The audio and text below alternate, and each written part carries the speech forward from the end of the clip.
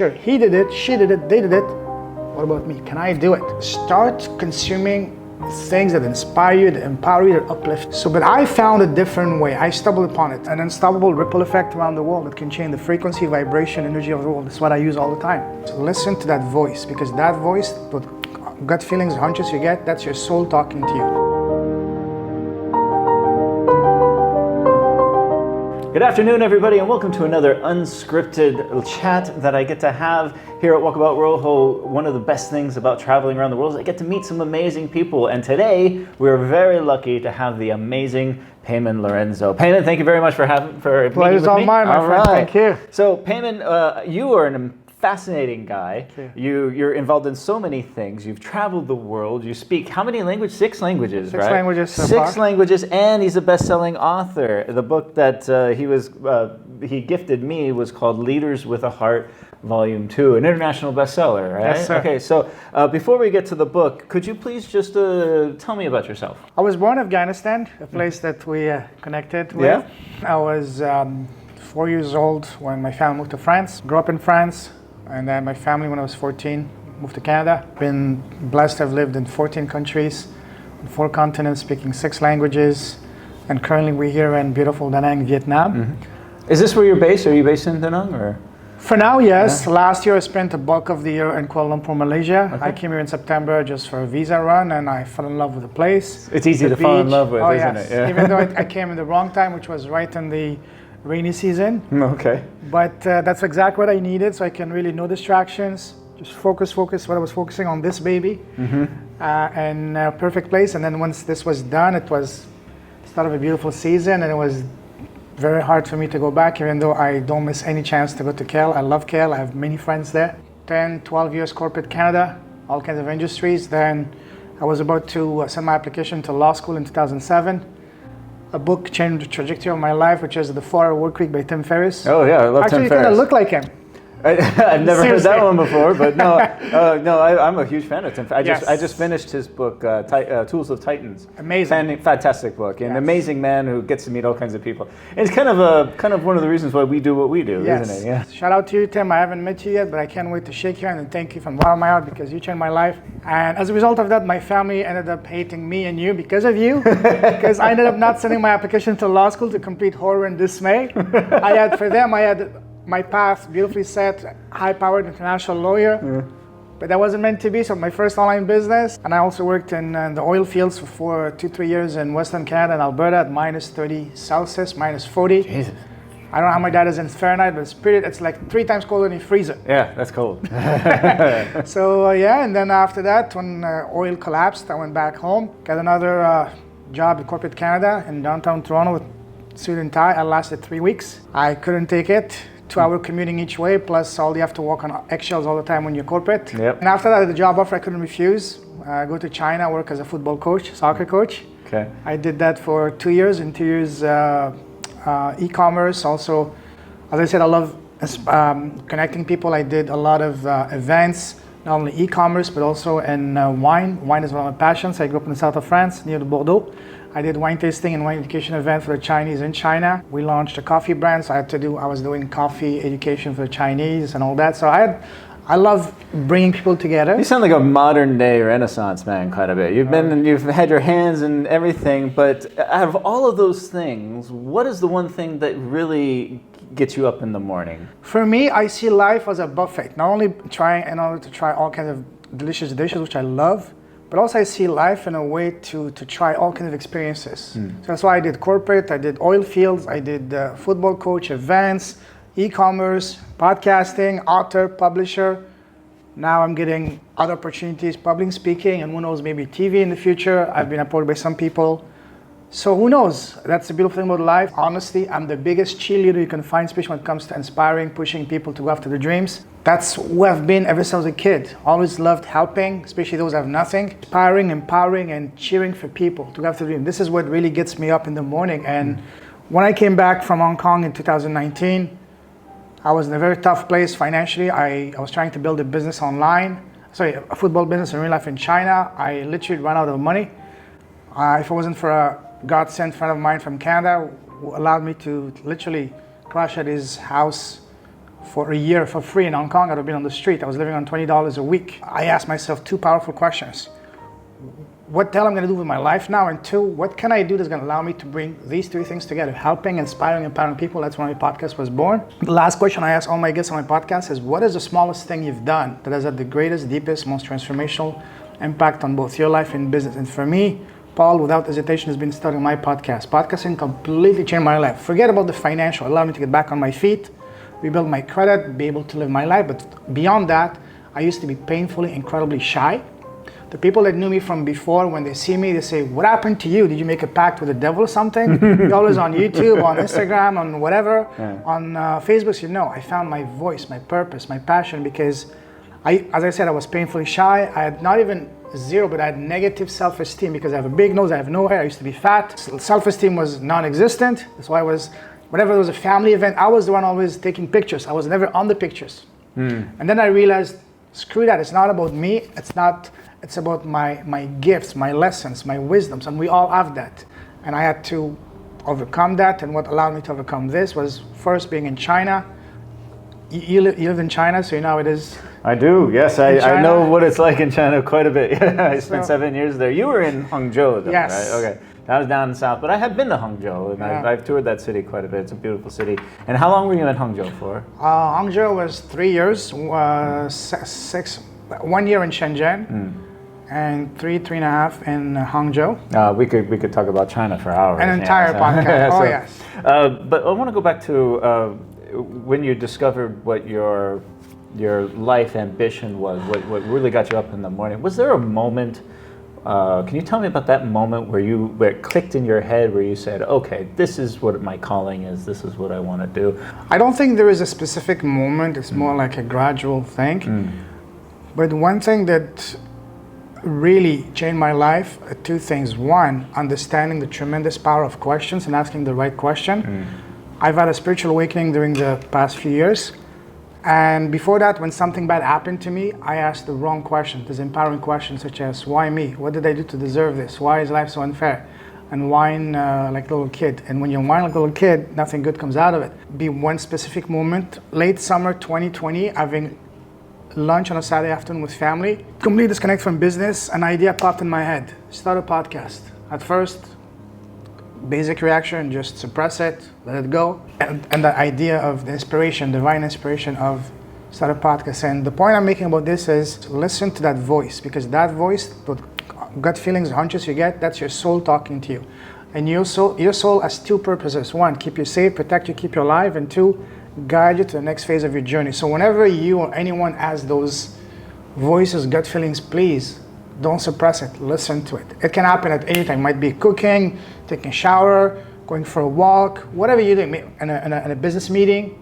It can happen out of nowhere. The 2 or 3 most life-changing decisions of the last few years that completely changed my life have been as a result of me listening to my voice, starting my podcast, starting my academy. Well, what about those people out there who would say, okay, well, I want to listen to my voice, but my voice is telling me to not do something. It's in mindfulness training, we're taught that 80% of our internal thoughts are usually negative thoughts. And so they obviously outweigh the positive thoughts. So what do you tell people who are constantly overwhelmed by these don't do this, don't do that, those self-limiting beliefs? Great question. I will answer by sharing my story, what I've done to overcome that. I used to be, especially when you're in a negative trend, all that's going through your mind is negative thoughts. Oh, who do you think you are? You're incapable. You can't even do this. You can't even get a job. Look at you. You're broke. You don't even have nothing. So the more you have negative experiences, the more your mind fills with negativity. So what I learned is completely suppress and even censor any negative thoughts that are coming. I don't even allow them to get in my head and my mind.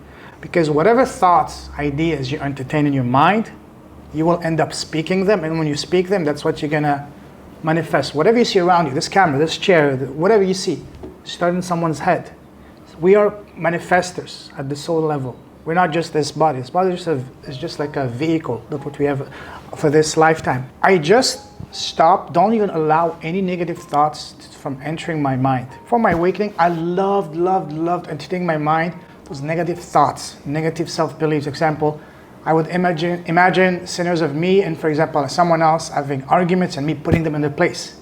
But in real life, you know that 99% of the time, it never goes that way. It goes the wrong way, the other way around. So I stopped wasting my time, stopped wasting my brain. I started feeding my mind with positive things. One of the things I've done that really changed my life also was completely cut the news. I don't watch the news anymore. When was the last time you saw any piece of news that was uplifting, inspiring? All you see is war, terrorism, crime, and all that. Because it's on purpose to keep you in a state of fear and a lower vibration to control you more. Do you find that also kind of contributes more to the negative spaces we're seeing on social Absolutely. media and everything, and it's just a negative feedback loop, right? Negative, the divisiveness, and all that, yes. Yeah, so what advice do you give to somebody who's stuck in that rut, who's in the TikTok algorithm and they see nothing but negative crap? Go on a diet. Completely cut off all negativity. Completely, I would recommend stop watching the news. One thing I heard, if something is important, you will hear about it. You don't need to be glued in front of whatever channel, CNN, God forbid, Fox, whatever you're listening to, or BBC. You don't need that. Instead, feed your mind with positive things. The beautiful thing is YouTube and podcasts are a phenomenal source for you to feed your mind with what you're really interested in. Whether it's business, psychology, mindset, whatever, history, whatever. We all enjoy to eat healthy and delicious food. So does your mind, so does your brain. Stop, cut the negativity, get off Instagram, get off TikTok. Facebook, I only use it for business. Instagram, only use it for business. You're not gonna see me posting 25 selfies of what I'm eating on Facebook or whatnot. No, only for business. So technology, use it for how it's gonna benefit you most. For business, not for you to feed off the negative vibes, who's doing what, who's gonna vote for who, and create even more divisiveness. No, forget that. What you entertain, you're gonna speak, and what you speak, you're gonna manifest. It might sound cheesy and woo, it's not, it's true. Yeah. Start consuming things that inspire you, that empower you, that uplift you. And also, surround yourself with people that inspire you. You know, there's a saying, actually it was, I think, Tim Ferriss who first said it, that made it mainstream is, you're the average, you're the sum of the 5 people you spend most time with. Right. So if you're with 5 people who are broke and fat and lazy, you're gonna be the 6th one. If you're with 5 people who are really fit, super successful, you'll be the 6th one. But if you have the capacity to do it, move to where those people are the most. It's one of the reasons I came here. So put yourself in the right environment, remove the negativity from your life in every aspect. Just like you want to eat healthy food, be among inspiring people. Let's move on to the podcast. Yeah. So you mentioned it changed your life. Yes. Right? And I can understand that, meeting different people, putting yourself out there, having amazing conversations, and as you said, asking the right questions. Can you tell me about some of the more impactful guests that you've had on your podcast that have maybe changed the way you go about your life, or changed the way you think about things? Oh, so many. I have over 340, 400 amazing, phenomenal, inspiring, empowering human beings with goosebumps interesting story. Just one that stands out among many, many, many. Coach Randy Brown. Very successful NCAA coach. He coached some of the greatest names in basketball, Steve Kerr, Sean Elliott. Then tragedy hit him. He lost his 2 daughters at the age of 7 in a span of 4 years due to the same disease. Losing 1 daughter is enough to destroy any man. Imagine losing 2 daughters at the same age in a span of 4 years. Tragedy hit him. He lost all desire for life. He lost his marriage, his house, his job, and he ended up in jail for 7 years. He did something he wasn't supposed to do. He was trying to cope, escape from his reality. He got in jail for 7 years. Of course, he could never work with kids anymore. And he had to, they had him destroy his persona of being a basketball coach. He had to reinvent himself from scratch. When he got out, it was very hard for him to get back on his feet. He couldn't find a job, couldn't find a place to live. His wife and kid didn't want to talk to him anymore. So he had to reinvent himself from scratch. Now he's a very successful speaker and coach for men, helping men remove all the baggages they've been carrying for years, if not for generations. So that's one among many. If we look at this book, for example, so many amazing guests. Let me see. Oh, Kim Wagner. She was 24, 25, living in the middle of nowhere in Australia. She was married, 1 child, and pregnant with a 2nd, and she ended up losing both of her parents in a span of 18 months to cancer. And she was 24, 25. And then she said, oh my God, her parents passed away in the mid-50s, mid to early 50s. She said, well, I'm 25. Is this what's awaiting me? So what she did, She completely changed, took control of her life. She really went hard and studied what's causing cancer. So what she did, she completely changed what she was eating and what she was feeding her family. She stopped going out, started eating clean, healthy, nutritious food. Now she's not only in the best shape of her life 25 years later, she's very healthy. She's a very successful coach, business owner. She's being flown around the world by a company and a business to represent and inspire other people. I've been blessed to have this lady on both of my books, and she's also an alumni of my academy.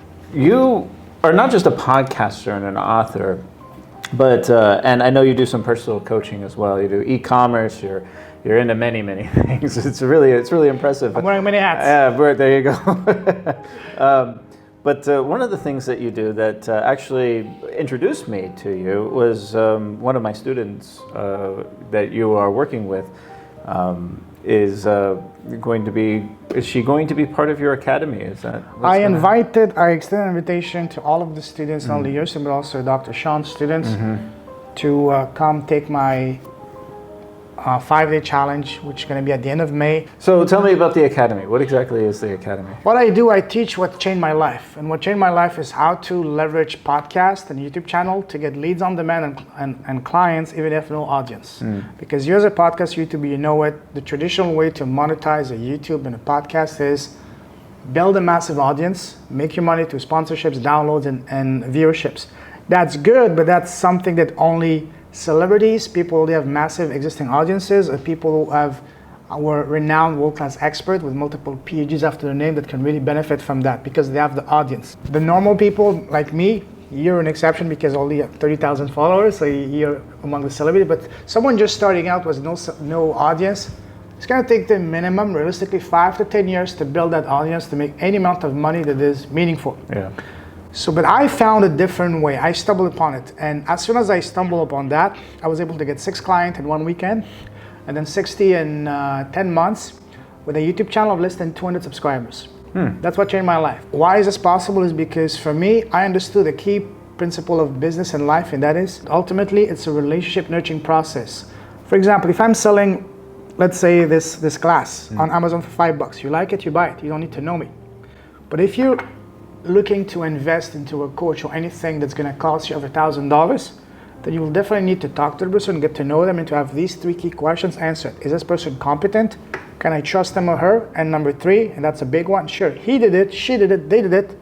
What about me? Can I do it? Anytime you're selling anything, I ticket over $1,000, it's only about one thing and one thing only. It starts with a T, trust.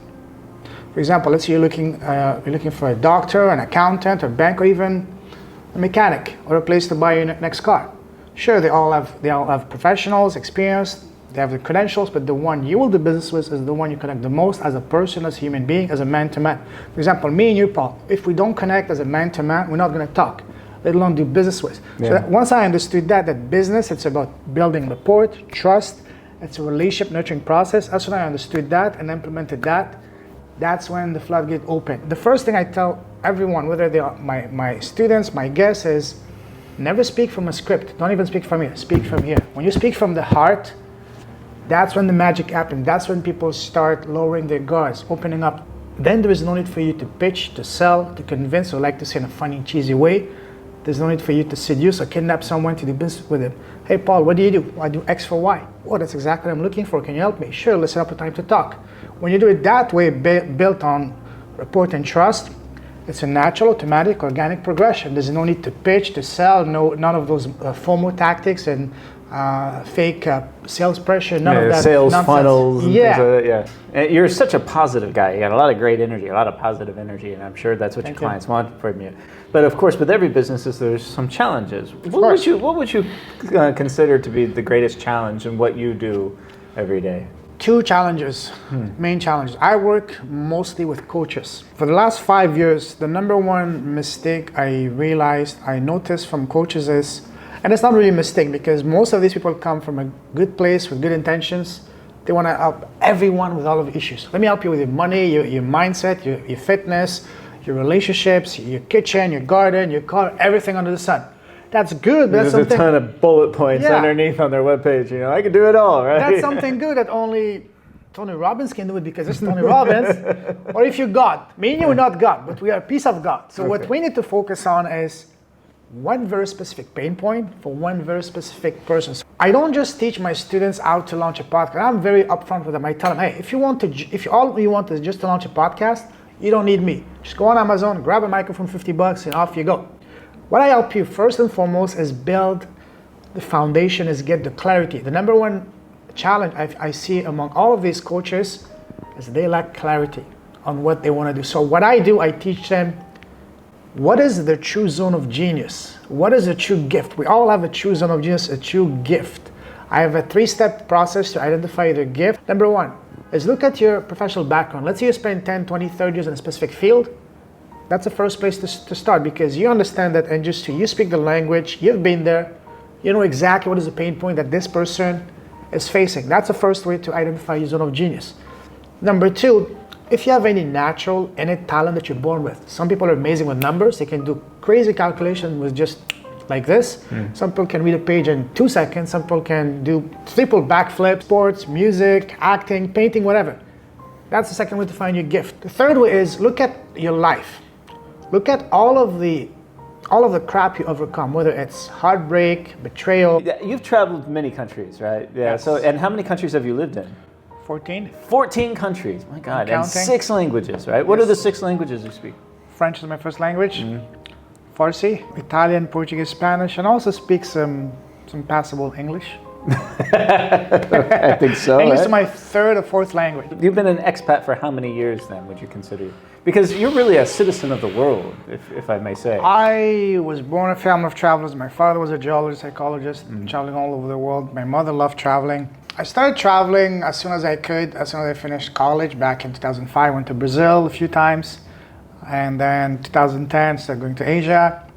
But then I started living full-time abroad in 2015 when I went to China as a football coach. That's when I went to China. Yeah, Oh, okay. 2015. Okay, and then in Hong Kong. And then after Hong Kong, Malaysia last year. Yeah, you're Vietnam. still diffing around Yeah. Southeast Asia, different places, Yeah. right? Yeah. Okay, very good. I've been looking into getting a place full-time, but on one hand, I miss that stability, but on the other hand, I love the fact that I can just explore new places. Of course. 3 months here, I actually love the 3 months visas. It's perfect. It's not go 1 week, but it's also not too long enough for you to get bored and to get into a rut and a routine. Yeah. I hate a routine. Okay. So for me, it's perfect, the 3 months. What is it about Asia that you find different than all the other places that you visited? The friendliness, and after a certain age, safety becomes a priority, big time. Like in 2022, when I left Canada, I was actually looking to go to Argentina or Brazil for the World Cup. And I said, do I want to take a risk of always looking for behind me, and not being able to carry my laptop with me to go to a coffee shop, not being able to dress the way I want to dress?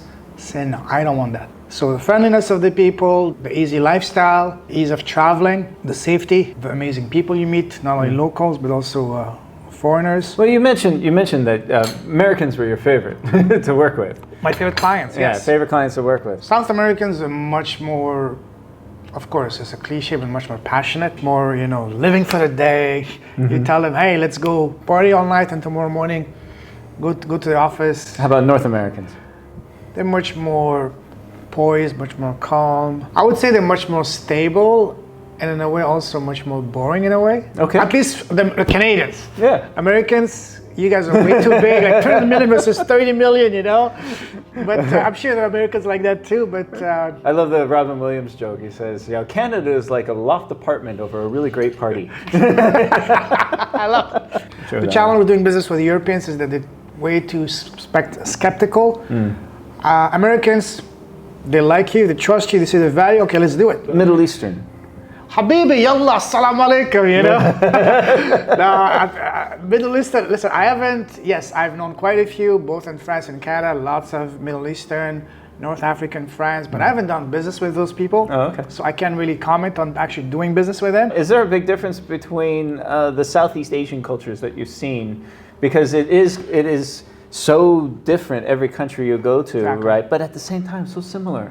So similar. Yes. So what comes to mind when you think about the the diversification, yet the similarities, and they're all mixed together in one place. The friendliness. You feel the vibe change positively as soon as you get on the plane to Malaysia, to KL. Oh yeah, yeah, I felt it too. The politeness, the friendliness, and all that. And then I came to Da Nang, and I took it another notch higher. Even though in Da Nang, it's not like, you can't really communicate freely with people the way you can do, say, in Hong Kong or in Malaysia.